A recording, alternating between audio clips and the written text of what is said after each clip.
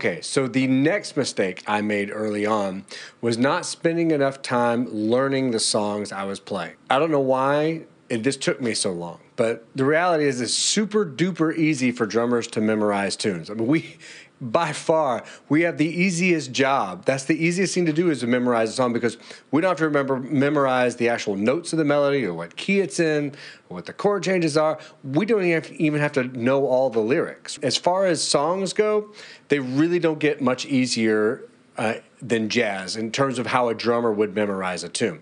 They just don't. I know so many more Rush songs and just like random Foo Fighters songs and you name it. If you were to go through those songs and really break down all the little things that happened in them, you'd be amazed at how many times there's like a random 2/4 bar, or this phrase is actually 5 bars long because there's this weird thing that happens at the end.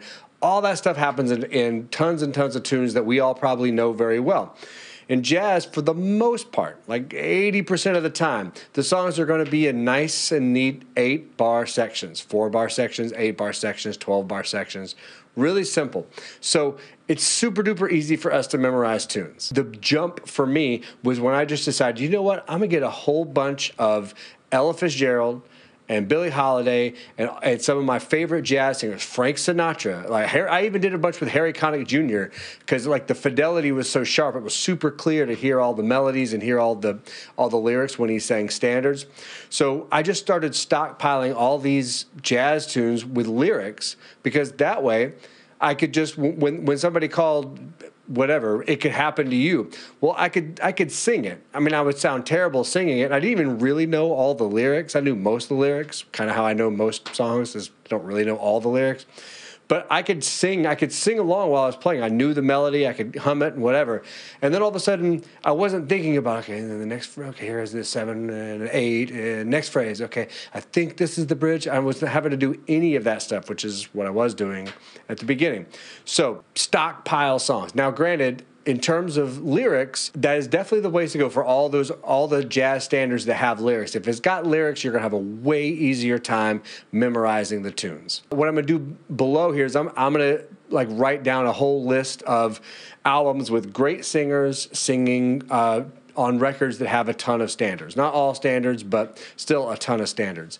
Back in the day, I had to put mixtapes together for this. You guys have Spotify and all that, which is way easier. But you can do a whole list and then just listen to it like you listen to anything else. Just put it on in the car, put it on the subway, whatever, and just get these songs in your ears. And before long, when you're on a bandstand and somebody calls a tune, you'll be like, okay, cool, I know that song. I don't have to think about it. I don't have to count bars or any of that nonsense. Now, when it comes to tunes that don't have lyrics, like there's tons of jazz songs that don't have any lyrics, or at least weren't originally written for lyrics. We can think about all the bebop and hard bop stuff that came out, and obviously lots of stuff nowadays. Still, it's not that difficult, particularly for us. You can picture some guitar solo on some record that you can pretty much sing along to, right? It's not going to be any harder than that. So although I would absolutely start, like when I did it, I started with just stockpiling lyrics of jazz standards. Then when I went on to checking out more difficult melodies, I still didn't find it that difficult. And the same sort of thing, if you want to look up a top 100 jazz tunes of all time, or you can find that stuff all over the internet, and start stockpiling those tunes. You can also, the way I did it, was I picked an artist, Clifford Brown, Coltrane, Monk, right? And I would just listen to Monk for a while. As a matter of fact, you could even do it monthly, like pick an artist to listen to for an entire month, or do it for a couple of weeks. That's a great way to get these melodies in your head.